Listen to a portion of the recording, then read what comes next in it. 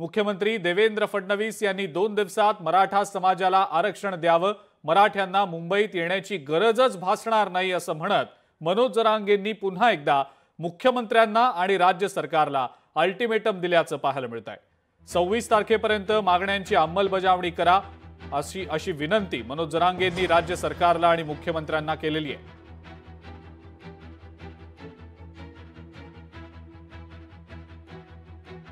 आरक्षणासाठी पुन्हा एकदा मनोज जरांगेंनी एल्गार पुकारल्याचं दिसतंय।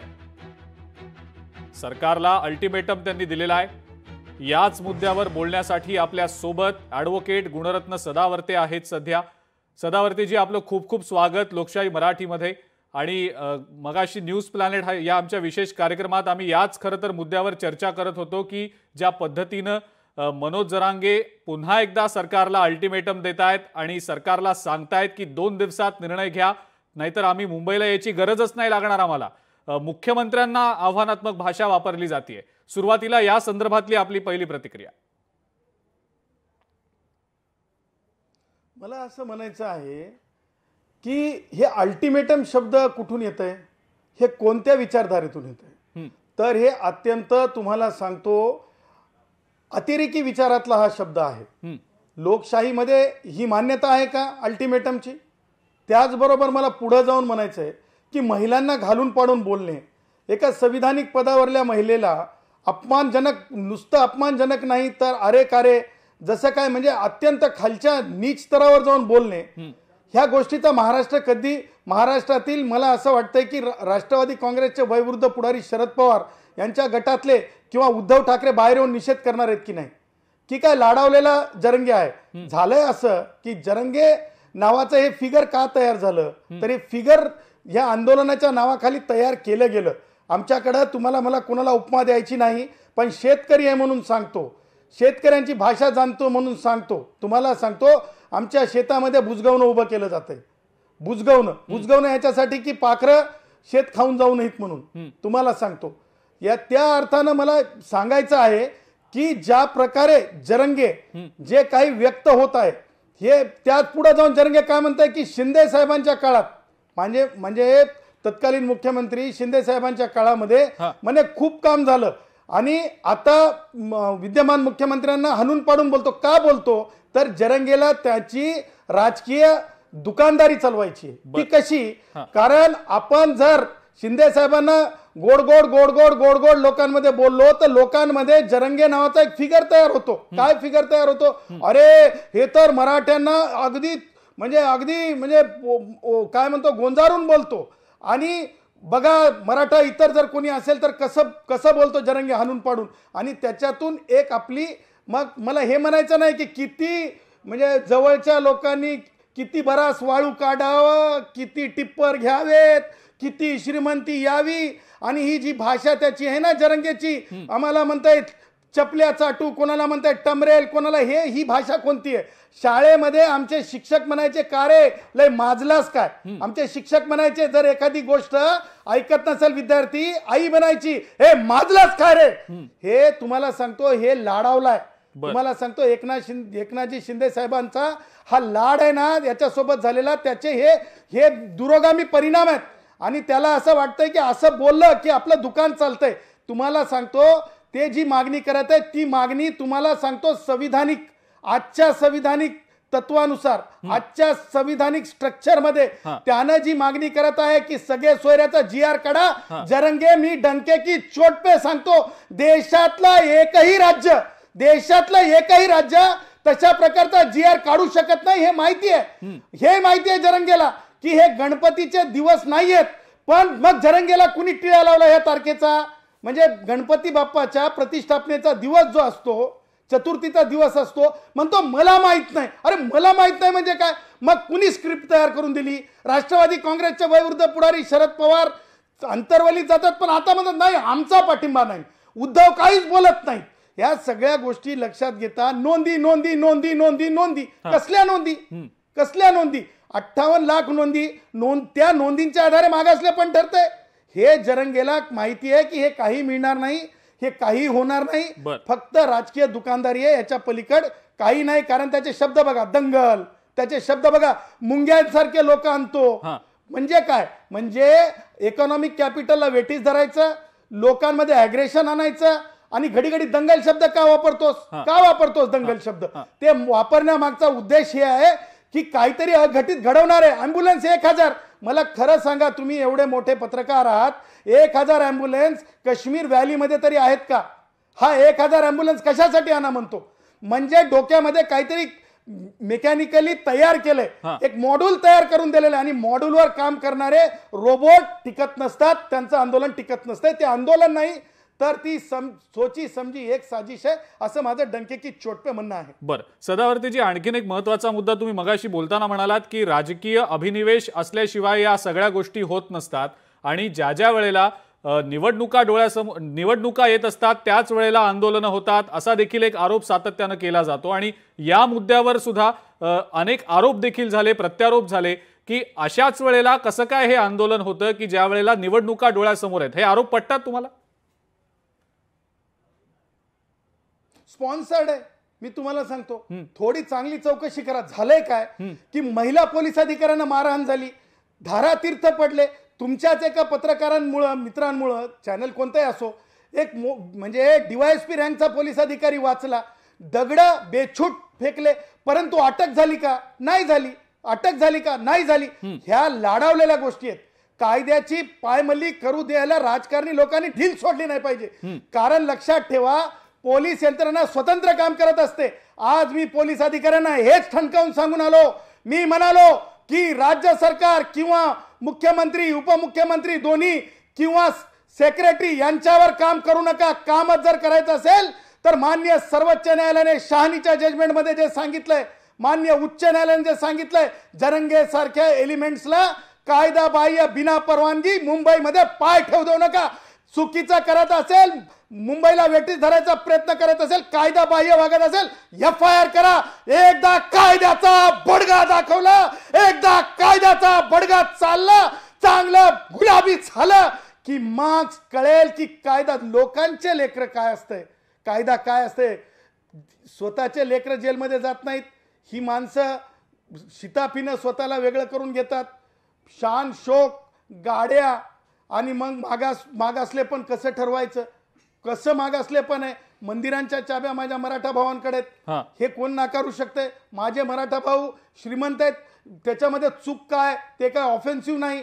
त्यातले त्यात तुम्हाला सांगतो, आता जे अध्यक्ष आहेत मराठा उपसमितीचे, त्या समितीचे अध्यक्ष राधाकृष्ण विखे पाटील किती श्रीमंत आहेत, त्यांनी जाहीर करावं. त्यांच्याकडे जरंगे जात नाही किंवा एवढे मेडिकल कॉलेज तुमच्याकडे, तुम्ही मराठ्यांच्या पोरांना 20% जागा द्या. कारण तो काय करतो, शिताफीनं एकूण मराठा लिडरशिप असेल, मराठा राजकारणी असतील, मराठा काय म्हणतो उद्योजक असतील, मराठा अधिकारी असतील, त्या सगळ्यांना काय करतो, राऊंड द वर्ल्ड $8 एक गाणं होतं त्या टाईपचं खेळवत ठेवतो. आणि ते खेळवत ठेवतो याच्यासाठी की स्वतःचं भरून घेण्यासाठी. पण सदावर्तीजी, तुम्हाला एक प्रश्न या निमित्तानं मला विचारायचा आहे. लोकशाहीच्या थेट राज्य सरकारला, थेट मुख्यमंत्र्यांना आव्हानात्मक भाषा का? भाजपवरच टीका का? मुख्यमंत्र्यांवरच टीका का? काय नेमकं तुमचं या संदर्भातलं आकलन आहे? कारण का की मराठा लिडरशिपला, मराठा नेतृत्वांना खुश करायचं आणि त्यातले त्यात एक नरेटिव्ह तयार करायचा प्रयत्न झालेला आहे की मराठा इतर, मग कोणी असोत, ब्राह्मण असोत, कोणी असोत, शेड्यूल कास्टचे असोत, कोणी असोत, मुख्यमंत्री इतर झाला की काहीतरी अघटित घडवायच्या काही राजकीय डोके काम करत राहतात. आणि तुम्हाला सांगतो ते फॉर्म्युलेटिंग करत असतात, एक इन्व्हेन्शन करत असतात. आणि तुम्हाला सांगतो असे काही लोक हाताला धरून हे केलं जातंय. त्याच प्रकारे जरंगे सुद्धा, मला सांगा, जी गोष्ट तुम्ही असं जर म्हणाल कोणी की प्लॅन म्हणजे ह्या धरती सोडून आकाशावर उद्या सकाळी सगळे लोक आपण शिफ्ट करणार होणार आहे का? त्याच प्रकारे तुम्हाला सांगतो, जे आरक्षणाचे तत्व आहेत त्या तत्वाच्या विरुद्ध जाऊन आरक्षण दिलंच जाऊ शकत नाही. कारण तुम्हाला मी एक स्पष्ट सांगू का, मराठा आणि कुणबी हे डिस्टिंक्टली वेगळे दोन वेगळे भाग आहेत. हे दोन भाग एकत्र नाहीत. ते ज्या कुणबी भावांचं उदाहरण देतात आमच्या याच्यातल्या विदर्भातल्या, ते खेडूले कुणबी आहेत, ते माझे भाऊ. तुम्हाला सांगतो, ज्या वेगवेगळ्या कुणब्यांपैकी मागासले पण असलेले कुणबी भाऊ आहेत. हे माझे मराठा भाऊ ते नाहीत, माझे मराठा भाऊ लढवई आहेत, माझे मराठा भाऊ मागास नाहीत. उगाच जबरदस्ती कोणीतरी राजकारण करण्यासाठी हे मागासले पण माझ्या भावांच्या डोक्यात भरलं. आणि तुम्हाला सांगतो याचा परिणाम माझ्या मराठा भावांना जे मोदीजींनी म्हणजे इकॉनॉमिक बॅकवर्ड क्लास रिझर्वेशन दिलं होतं, त्या रिझर्वेशन मध्ये 9% लोक लागत गेले. ह्या जरंग्यामुळे माझे आज मराठा भाऊ 3%वर आलेत. कारण ओबीसी मध्ये रिझर्वेशनची टक्केवारी किती आहे, जाती किती आहेत हे लक्षात घेतलं पाहिजे. आणि म्हणून आपल्या माध्यमातून मी तमाम माझ्या मराठा भावांना विनंती करतो की जरंग्याच्या नादी लागू नका, जरंग्याच्या म्हणजे होला हो मिसळू नका, तुमचं कॅरेक्टर करिअर खराब करून घेऊ नका. कारण जरंग्याच्या अंतर्वलीतील गुन्हे आतापर्यंत मागे होऊ शकत नाहीत, कारण सुप्रीम कोर्टाने सांगितलं गंभीर अपराधांना मागे घेऊ नये.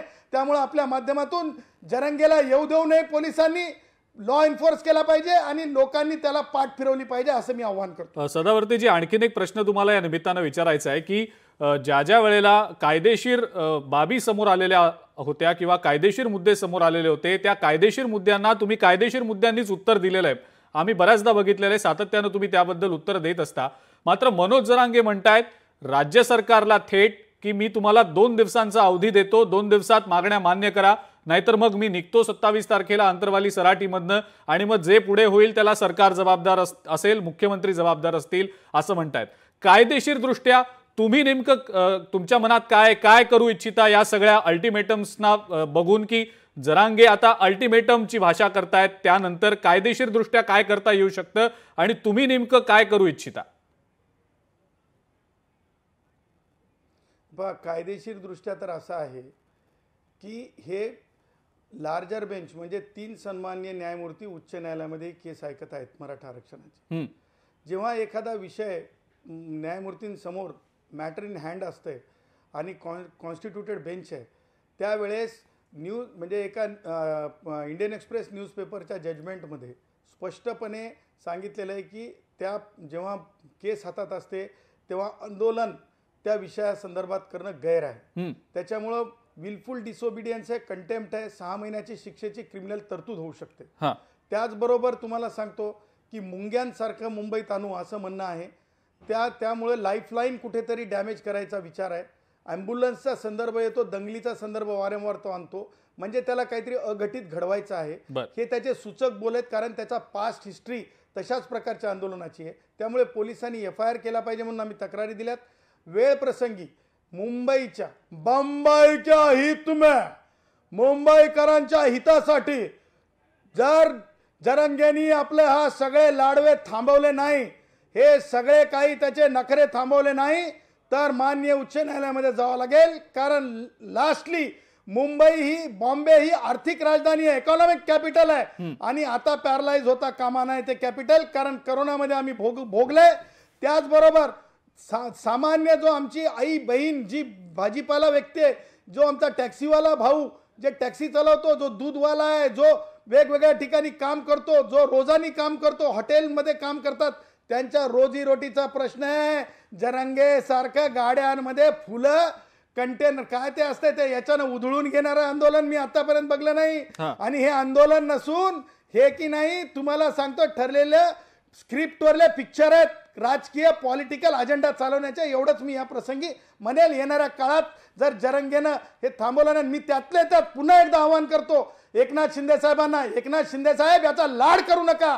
तुम्हाला सांगतो याला की नाही आता बस झालं, याला की नहीं धन से दूर रखो, ये खुद बा खुद अंदर घर में बैठ जाएगा. धन से दूर रखो, ये खुद बा खुद घर में बैठ जाएगा. इसे धन से दूर रखो, ये खुद बा खुद घर में बैठ जाएगा. कारण ही दुकान समजायला लागलेत काही लोक. असं केलं की मोठं होता येते, असं केलं की श्रीमंत होता येते, असं केलं की लोकांमध्ये जाता येते, लोकांना भुरळ पाडता येते, लोकांना वेड करता येते. सदावर्तेजी, आणखीन एक मुद्दा, एक प्रश्न तुम्हाला या निमित्तानं विचारायचा आहे. काही वेळापूर्वी प्रकाश आंबेडकरांनी एक सोशल मीडियावर पोस्ट केलेली आहे, त्यांच्या सोशल मीडिया अकाउंट्सवर एक पोस्ट केलेली आहे आणि त्यांनी मनोज जरांगेंवर टीका केली आहे. या पोस्टमध्ये ते म्हणतात की तुमचा लढा गरीब मराठ्यांसाठी आहे, पण निवडणुकीत तुम्ही श्रीमंत मराठ्यांचा प्रचार केल्याचं एकंदरीत दिसलं. गरीब मराठ्यांना वंचित ठेवणाऱ्यांना तुम्ही पाठिंबा देताय, त्यामुळे गरीब मराठ्यांना मूर्ख बनवू नका. आगामी स्थानिक स्वराज्य संस्थांच्या निवडणुकीत तुम्ही पुन्हा तीच भूमिका घ्याल आणि गरीब मराठ्यांना मूर्ख बनवाल का, असा सवाल सुद्धा शेवटी प्रकाश आंबेडकरांनी आता मनोज जरांगेंना विचारत त्यांच्यावर टीका केली आहे. प्रकाश आंबेडकरांनी जो सवाल विचारलाय तो तुम्हाला पटतो का? श्रद्धेय श्री बाळासाहेब आंबेडकर यांच्या बाबतीत बोलायचं झालं तर एक गोष्ट मी प्राखऱ्याने सांगेल की बाळासाहेबांना माहिती आहे की महाराष्ट्रामध्ये मराठा भावांपेक्षा इतर सगळे गरीब आहेत. मराठा भाऊ गरीब इतरांपेक्षा श्रीमंत आहेत. मराठा भाऊ इतरांपेक्षा श्रीमंत आहेत. मग SC ST भटके विमुक्त आमचे वंजारी भाऊ असतील, ह्या सगळ्यांपेक्षा मराठा भाऊ गावागावामध्ये इतरांपेक्षा चांगलेच आहेत. म्हणजे पैशाने, शेतीने, जमीन जायदादीने, ट्रॅक्टरने, म्हणजे जे काय म्हणजे काय पशुपालनाने, सगळ्या गोष्टीने, मग साखर संचालक असतील किंवा मग छोट्या मोठ्या दूध डेऱ्या असतील, सगळ्या ज्या की इतरांकडे नाही, ते बाळासाहेबांना बऱ्यापैकी माहिती आहे. आणि राहिला प्रश्न जरंगेच्या बाबतीत, बाळासाहेबांनी एक अत्यंत चांगलं सुतोवाच केलेलं आहे आणि ती गोष्ट ॲप्रिशिएटिंग ह्याच्यासाठी आहे की बाळासाहेबांनी निवडणुकांवर जरंगे निवडणुका आल्या की जसं मला म्हणायचं नाही, कोणाला उपमा द्यायची नाही की ते छत्र्या उगवतात पावसाळ्यामध्ये, तशा प्रकारे काही लोक व्यक्त व्हायला सुरुवात होतात. मला कोणाचा अपमान करायचा नाही, पण एक मन आहे आमची, ढोबळपणे आमच्या, म्हणजे मी गुराखी साहित्यातून येतो, कोणी ह्या साहित्यातून कोणी त्या साहित्यातून, मी गुराखी गडावरला माणूस आहे, गुराखी साहित्यातून येतो. त्याच्यामुळं पावसाळ्यातल्या छत्र्यांसारखे काही लोक व्यक्त होतात आणि मला असं वाटतं त्या व्यक्त होण्याला काही अर्थ नसतंय. आणि हे गल्लीतल्या राजकारणासाठीचा जरंगेचा यावेळेचा पॅटर्न आहे. बरोबर आहे, बाळासाहेबांनी सांगितलं की श्रीमंत मराठ्यांसाठीच डोलणारा हा जरंगे, त्याच्यामध्ये बिलकुल बाळासाहेबांनी म्हणलं, त्याच्यात काही खोटं नाही. ठीक आहे. गुणरत्न सदावर्तेजी, खूप खूप धन्यवाद. आपण लोकशाही मराठीशी बोलात, इतका वेळ तुम्ही दिलात आणि अत्यंत सविस्तरपणे आपली भूमिका मांडलीत त्याबद्दल. लोकशाही मराठी ऐका, पहा, जागरूक रहा.